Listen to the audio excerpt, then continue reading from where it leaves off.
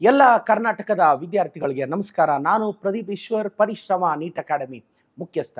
ಮೊನ್ನೆ transcription topic ಆಯಿತು. ಇವತ್ತು ನಾವು ಈ ಲ್ಯಾಕ್ ಒಪೆರಾನ್ ಕಾನ್ಸೆಪ್ಟ್ನ ಅರ್ಥ ಮಾಡ್ಕೊತಾ ಇದ್ದೀವಿ. ಲ್ಯಾಕ್ ಒಪೆರಾನ್ ಕಾನ್ಸೆಪ್ಟ್ ಹೇಗೆ ನಡೆಯುತ್ತೆ ಸರ್? ಏನು ಈ ಲ್ಯಾಕ್ ಒಪೆರಾನ್ ಕಾನ್ಸೆಪ್ಟ್ ಉದ್ದೇಶ? ಲ್ಯಾಕ್ ಒಪೆರಾನ್ ಕಾನ್ಸೆಪ್ಟ್ ಯಾಕೆ ನಡೆಯುತ್ತೆ? ಈ ಲ್ಯಾಕ್ ಒಪೆರಾನ್ ಕಾನ್ಸೆಪ್ಟ್ ಉದ್ದೇಶ ಏನು ಅನ್ನೋದು ನಿಮಗೆ ಫಸ್ಟ್ ಬೇಸಿಕ್ಸ್ ಗೊತ್ತಿರಬೇಕು. ಏನಪ್ಪ, ಒಂದು ಜೀನ್ ಎಕ್ಸ್ಪ್ರೆಷನ್ ಅಂತ ಒಂದಿದೆ, ಒಂದು ಜೀನ್ ಎಕ್ಸ್ಪ್ರೆಷನ್, ಇನ್ನೊಂದು ಜೀನ್ ರೆಗ್ಯುಲೇಷನ್ ಅಂತ. ಒಂದನ್ನ ಜೀನ್ ಎಕ್ಸ್ಪ್ರೆಷನ್ ಅಂತ ಕರಿತೀವಿ, ಜೀನ್ ರೆಗ್ಯುಲೇಷನ್ ಅಂತ ಕರಿತೀವಿ. ಸರ್, ಜೀನ್ ಎಕ್ಸ್ಪ್ರೆಷನ್ ಅಂದ್ರೆ ಏನು? ಜೀನ್ ರೆಗ್ಯುಲೇಷನ್ ಅಂದ್ರೆ ಏನು?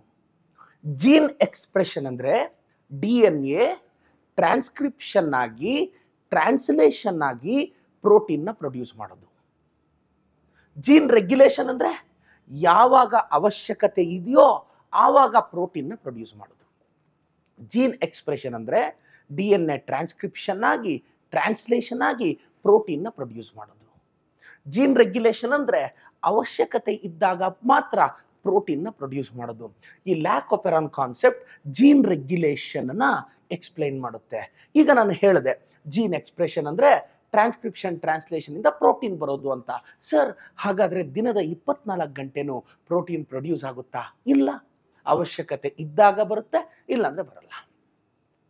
ಅದೇ ಜೀನ್ ರೆಗ್ಯುಲೇಷನ್. ಈ ಲ್ಯಾಕ್ ಒಪೆರಾನ್ ಕಾನ್ಸೆಪ್ಟ್ ನಿಮಗೆ ಬೇಸಿಕ್ಸ್ ಗೊತ್ತಿರುತ್ತೆ. ಈ ಲ್ಯಾಕ್ ಒಪೆರಾನ್ ಕಾನ್ಸೆಪ್ಟ್ ಅಲ್ಲಿ ಈ ಐ ಜೀನ್ ಅಂತ ಇರುತ್ತೆ, ಪ್ರಮೋಟರ್ ಜೀನ್ ಅಂತ ಇರುತ್ತೆ, ಆಪರೇಟರ್ ಜೀನ್ ಅಂತ ಇರುತ್ತೆ, ಲ್ಯಾಕ್ಝೆಡ್ ಜೀನ್ ಅಂತ ಇರುತ್ತೆ, ಲ್ಯಾಕ್ವೈ ಜೀನ್ ಅಂತ ಇರುತ್ತೆ, ಲ್ಯಾಕ್ ಎ ಜೀನ್ ಅಂತ ಇರುತ್ತೆ. ಈಗ ಈ ಲ್ಯಾಕ್ಝೆಡ್ ಜೀನು ಬೀಟಾ ಗ್ಯಾಲಕ್ಟೋಸೈಡೇಸ್ನ ಪ್ರೊಡ್ಯೂಸ್ ಮಾಡುತ್ತೆ. ಲ್ಯಾಕ್ಝೆಡ್ ಜೀನು ಬೀಟಾ ಗ್ಯಾಲಕ್ಟೋಸೈಡೇಸ್ನ ಪ್ರೊಡ್ಯೂಸ್ ಮಾಡುತ್ತೆ. ಲ್ಯಾಕ್ವೈ ಜೀನು ಬೀಟಾ ಗ್ಯಾಲಕ್ಟೋಸೈಡ್ ಪರ್ಮಿಯಸ್ನ ಪ್ರೊಡ್ಯೂಸ್ ಮಾಡುತ್ತೆ. Lac A gene beta galactoside trans ಅಸಿಟೈಲೇಸ್ನ ಪ್ರೊಡ್ಯೂಸ್ ಮಾಡುತ್ತೆ. ಲ್ಯಾಕ್ಝೆಡ್ ಜೀನು ಬೀಟಾ ಗ್ಯಾಲಕ್ಟೋಸೈಡೇಸ್ ಅನ್ನೋ ಎನ್ಸೈಮ್ನ ಪ್ರೊಡ್ಯೂಸ್ ಮಾಡುತ್ತೆ. ಲ್ಯಾಕ್ವೈ ಜೀನು ಬೀಟಾ ಗ್ಯಾಲಕ್ಟೋಸೈಡ್ ಪರ್ಮಿಯಸ್ನ ಪ್ರೊಡ್ಯೂಸ್ ಮಾಡುತ್ತೆ. ಲ್ಯಾಕ್ ಎ ಜೀನು ಟ್ರಾನ್ಸ್ ಅಸಿಟೈಲೇಸ್ನ ಪ್ರೊಡ್ಯೂಸ್ ಮಾಡುತ್ತೆ. ಈಗ ನಮಗೊಂದು ಬೇಸಿಕ್ ಗೊತ್ತಿರಬೇಕು. ಆ ಬೇಸಿಕ್ ಗೊತ್ತಿಲ್ಲ ಅಂದ್ರೆ ಬಹಳ ಕಷ್ಟ ಆಗುತ್ತೆ. ಒಂದು ಸೆಲ್ಲಲ್ಲಿ ಲ್ಯಾಕ್ಟೋಸ್ ಇದೆ, ಒಂದು ಸೆಲ್ಲಲ್ಲಿ ಲ್ಯಾಕ್ಟೋಸ್ ಇದೆ. ಇವಾಗ ಈ ಲ್ಯಾಕ್ಟೋಸು ಬ್ರೇಕ್ ಆಗಿ ಗ್ಲೂಕೋಸ್ ಮತ್ತೆ ಗ್ಯಾಲಕ್ಟೋಸ್ ಆಗಬೇಕು. ಒಂದು ಸೆಲ್ಲಲ್ಲಿ ಲ್ಯಾಕ್ಟೋಸ್ ಇದೆ, ಅದು ಬ್ರೇಕ್ ಆಗಿ ಗ್ಲೂಕೋಸ್ ಮತ್ತೆ ಗ್ಯಾಲಕ್ಟೋಸ್ ಆಗಿ ಆಗಬೇಕು. All 12 students and 11 students understand this very clearly. ಯಾಕೆಂದ್ರೆ ಎಂಟ್ರೆನ್ಸ್ಗೆ ಲೆಂತಿ ಬಂದಾಗ ಕ್ಲಾರಿಟಿ ಇರಬೇಕು. ಈ ಲ್ಯಾಕ್ಟೋಸು ಗ್ಲೂಕೋಸ್ ಮತ್ತೆ ಗ್ಯಾಲಕ್ಟೋಸ್ ಆಗಿ ಕನ್ವರ್ಟ್ ಆಗಬೇಕು. ಈ ಲ್ಯಾಕ್ಟೋಸು ಗ್ಲೂಕೋಸ್ ಮತ್ತೆ ಗ್ಯಾಲಕ್ಟೋಸ್ ಆಗಿ ಕನ್ವರ್ಟ್ ಆಗಬೇಕು ಅಂದ್ರೆ ಈ ಬೀಟಾ ಗ್ಯಾಲಕ್ಟೋಸೈಡೇಸ್ ಅನ್ನೋ ಎನ್ಸೈಮ್ ನನಗೆ ಬೇಕು. ಈಗ ಒಂದು ಸೆಲ್ಲಲ್ಲಿ ಲ್ಯಾಕ್ಟೋಸ್ ಇದೆ, ಲ್ಯಾಕ್ಟೋಸ್ ಇದ್ದಾಗ ಅದು ಕನ್ವರ್ಟ್ ಆಗಬೇಕಾ? ಆವಾಗ ಬೀಟಾ ಗ್ಯಾಲಕ್ಟೋಸೈಡೇಸ್ ಅನ್ನೋ ಎನ್ಸೈಮ್ ಬೇಕು. ನೋಡಿ ಎಷ್ಟು ವಿಪರ್ಯಾಸ, ವಿಚಿತ್ರ, ನೇಚರ್ ಹೆಂಗ್ ಡಿಸೈನ್ ಆಗಿದೆ. ಇವಾಗ ಸೆಲ್ಲಲ್ಲಿ ಲ್ಯಾಕ್ಟೋಸ್ ಇದೆಯಾ, ಈ ಬೀಟಾ ಗ್ಯಾಲಕ್ಟೋಸೈಡೇಸ್ ಬರುತ್ತೆ. ಇಲ್ವಾ? ಬರೋದೇ ಇಲ್ಲ. ಲ್ಯಾಕ್ಟೋಸ್ ಇದ್ರೆ ಇದು ಬರುತ್ತೆ, ಇಲ್ಲಾಂದ್ರೆ ಬರಲ್ಲ. ಈ ಎಂಟೈರ್ ಲ್ಯಾಕ್ ಒಪೆರಾನಲ್ಲಿ ಈ ಲ್ಯಾಕ್ಟೋಸ್ನೇ ನಾವು ಇಂಡ್ಯೂಸರ್ ಅಂತ ಕರೆಯೋದು. ಈ ಲ್ಯಾಕ್ಟೋಸ್ನ ನಾವು ಇಂಡ್ಯೂಸರ್ ಅಂತ ಕರಿತೀವಿ. ಕೇಳ್ತಾರೆ, name the inducer in lac operon ಅಂದ್ರೆ ಅದು ಲ್ಯಾಕ್ಟೋಸ್. ಲ್ಯಾಕ್ಟೋಸೇ ಇಂಡ್ಯೂಸರ್. ಈಗ ಲ್ಯಾಕ್ಟೋಸ್ ಇದೆ, ಈ ಎನ್ಸೈಮ್ ಬರುತ್ತೆ. ಲ್ಯಾಕ್ಟೋಸ್ ಇಲ್ಲ, ಬರಲ್ಲ. ನಿಮಗೆ ನೆನಪಿಟ್ಕೊಳ್ಳೋಕ್ಕೆ, ಮನೇಲಿ ಕರೆಂಟ್ ಇದ್ರೆ ಸ್ವಿಚ್ ಆನ್ ಮಾಡ್ತೀರಾ, ಕರೆಂಟ್ ಇಲ್ಲ ಅಂದ್ರೆ ಸ್ವಿಚ್ ಆಫ್ ಮಾಡ್ತೀರಾ. ಕರೆಂಟ್ ಇದ್ರೆ ಸ್ವಿಚ್ ಆನ್, ಕರೆಂಟ್ ಇಲ್ಲ ಅಂದ್ರೆ ಸ್ವಿಚ್ ಆಫ್. ಇಲ್ಲೂ ಅಷ್ಟೇ, ಲ್ಯಾಕ್ಟೋಸ್ ಇದ್ರೆ ಸ್ವಿಚ್ ಆನ್, ಲ್ಯಾಕ್ಟೋಸ್ ಇಲ್ಲ ಅಂದ್ರೆ ಸ್ವಿಚ್ ಆಫ್. ಲ್ಯಾಕ್ಟೋಸ್ ಇದ್ರೆ ಸ್ವಿಚ್ ಆನ್, ಲ್ಯಾಕ್ಟೋಸ್ ಇಲ್ಲ ಅಂದ್ರೆ ಸ್ವಿಚ್ ಆಫ್. ಇದು ಬೇಸಿಕ್ ಗೊತ್ತಿರಬೇಕು. ಈಗ ಸೆಲ್ಲಲ್ಲಿ ಲ್ಯಾಕ್ಟೋಸ್ ಇದೆ, ಅವಾಗ ನೋಡಿ ಈ ಎನ್ಸೈಮ್ಸ್ ಬರುತ್ತೆ. ಲ್ಯಾಕ್ಟೋಸ್ ಇಲ್ಲ, ಬರಲ್ಲ. ಈಗ ನಾನು ಸ್ವಿಚ್ ಆನ್ ಮೆಕ್ಯಾನಿಸಮ್ ಎಕ್ಸ್ಪ್ಲೈನ್ ಮಾಡ್ತಿದ್ದೀನಿ. ಲ್ಯಾಕ್ಟೋಸ್ ಇದೆ, ಅದು ಕನ್ವರ್ಟ್ ಆಗಬೇಕು, ಈ ಎನ್ಸೈಮ್ಸ್ ಬರುತ್ತೆ, ಕನ್ವರ್ಟ್ ಮಾಡುತ್ತೆ. ಲ್ಯಾಕ್ಟೋಸ್ ಇಲ್ಲ, ಈ ಎನ್ಸೈಮ್ಸ್ ಬರಲ್ಲ. ಈಗ ಲ್ಯಾಕ್ಟೋಸ್ ಇದೆ, ಲ್ಯಾಕ್ಟೋಸ್ ಇದ್ದಾಗ ಈ ರೆಗ್ಯುಲೇಟರ್ ಜೀನ್ ಏನಿದೆ ಇದು ರೆಪ್ರೆಸಾರ್ ಅನ್ನೋ ಪ್ರೋಟೀನ್ನ ಪ್ರೊಡ್ಯೂಸ್ ಮಾಡುತ್ತೆ. ಇದು ರೆಪ್ರೆಸಾರ್ ಅನ್ನೋ ಪ್ರೋಟೀನ್ನ ಪ್ರೊಡ್ಯೂಸ್ ಮಾಡುತ್ತೆ. ಇದು ರೆಪ್ರೆಸಾರ್ ಅನ್ನೋ ಪ್ರೋಟೀನ್ನ ಪ್ರೊಡ್ಯೂಸ್ ಮಾಡುತ್ತೆ. ಈಗ ಈ ಪ್ರಮೋಟರ್ ಜೀನ್ ಇದೆ, ಆಪರೇಟರ್ ಜೀನ್ ಇದೆ. ಇದ್ರ ಫಂಕ್ಷನ್ ಏನು ಅಂತ ಗೊತ್ತಿರಬೇಕು. ನೋಡಿ, ಈ lac Z, lac Y, lac A transcription ಆಗಬೇಕು ಅಂದರೆ ಅದಕ್ಕೆ RNA ಪಾಲಿಮರೇಸ್ ಎನ್ಸೈಮ್ ಬೇಕು. RNA ಪಾಲಿಮರೇಸ್ ಬಂದು ಈ ಥರ ಇದ್ರ ಮೇಲೆ ಹೋದ್ರೆ ಅದು ಟ್ರಾನ್ಸ್ಕ್ರಿಪ್ಷನ್ ಆಗಿ ಟ್ರಾನ್ಸ್ಲೇಷನ್ ಆಗೋಗುತ್ತೆ. ಈಗ RNA ಪಾಲಿಮರೇಸ್ ಎಲ್ಲಿಗೆ ಬರುತ್ತೆ? ಈ RNA ಪಾಲಿಮರೇಸು ಈ ಪ್ರಮೋಟರ್ ಮೇಲೆ ಬರುತ್ತೆ. ಈಗ RNA ಪಾಲಿಮರೇಸು ಈ ಪ್ರಮೋಟರ್ ಸೀಕ್ವೆನ್ಸ್ ಮೇಲೆ ಬರುತ್ತೆ. ಈ ಪ್ರಮೋಟರ್ ಸೀಕ್ವೆನ್ಸ್ ಮೇಲೆ ಬರುತ್ತೆ. ಈಗ ಲ್ಯಾಕ್ಟೋಸ್ ಇದೆ, RNA ಪಾಲಿಮರೇಸ್ ಈ ಪ್ರಮೋಟರ್ ಸೀಕ್ವೆನ್ಸ್ ಮೇಲೆ ಬರುತ್ತೆ. ಕಂಡೀಷನ್ ಗೊತ್ತಿರಬೇಕು. ಈಗ ಅದೇ ಟೈಮಲ್ಲಿ ಈ ರೆಗ್ಯುಲೇಟರ್ ಜೀನು ರೆಪ್ರೆಸಾರ್ ಪ್ರೋಟೀನ್ನ ಪ್ರೊಡ್ಯೂಸ್ ಮಾಡುತ್ತೆ. ಈಗ ಲ್ಯಾಕ್ಟೋಸ್ ಇದೆ ಅಲ್ವಾ, ಆ ಲ್ಯಾಕ್ಟೋಸೇ ಇಂಡ್ಯೂಸರ್ ಆಗಿ ವರ್ಕ್ ಆಗಿ ಸ್ವಲ್ಪ ಹೋಗಿ ಈ ರೆಪ್ರೆಸಾರ್ನ ಇನ್ಆಕ್ಟಿವ್ ಮಾಡಾಕುತ್ತೆ. ಲ್ಯಾಕ್ಟೋಸ್ ಇದೆ, ಪ್ರಮೋಟರ್ ಮೇಲೆ RNA ಪಾಲಿಮರೇಸ್ ಬಂದು ಕೂತ್ಕೊಂತು.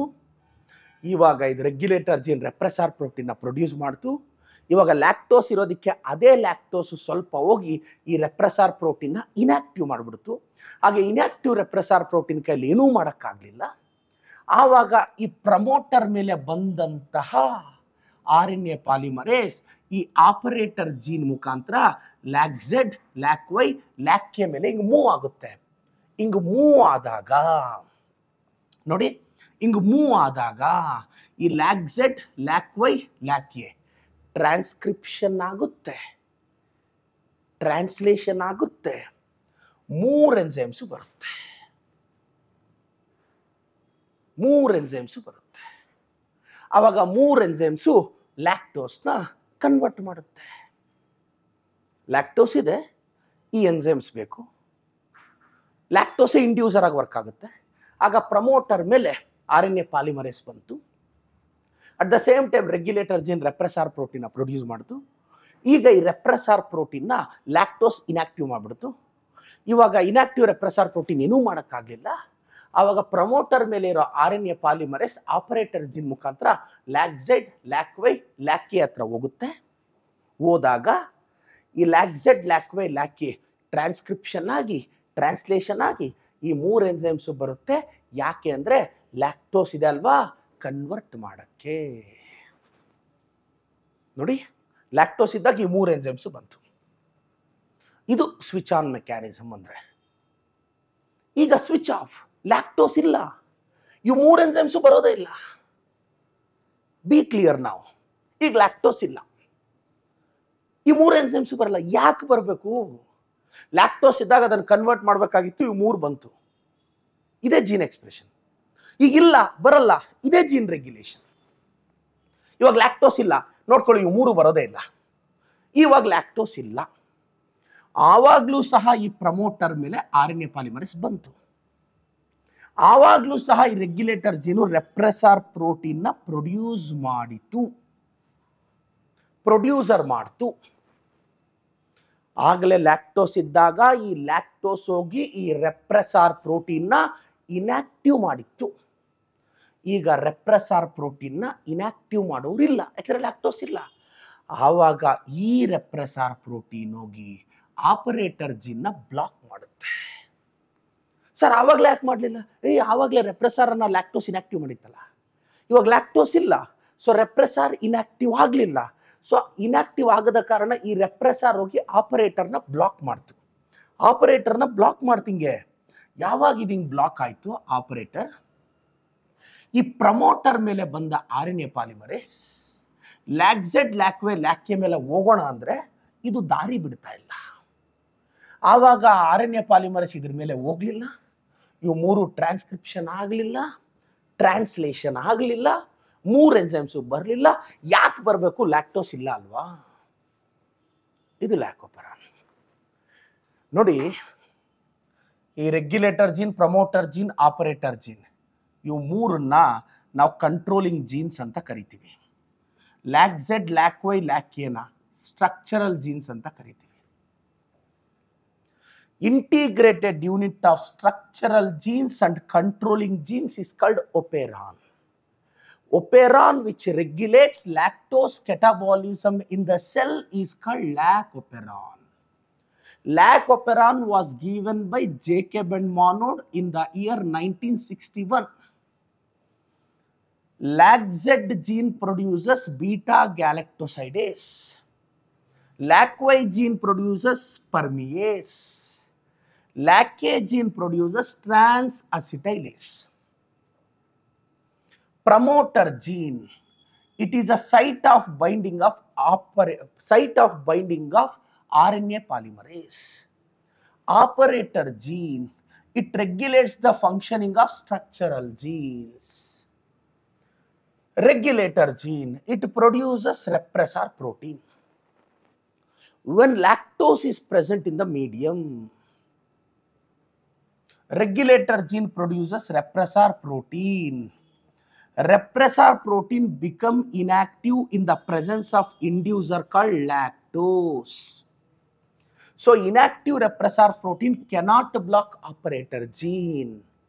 Then operator gene allows RNA polymerase required for transcription of LAC-Z, LAC-Y, LAC-A gene.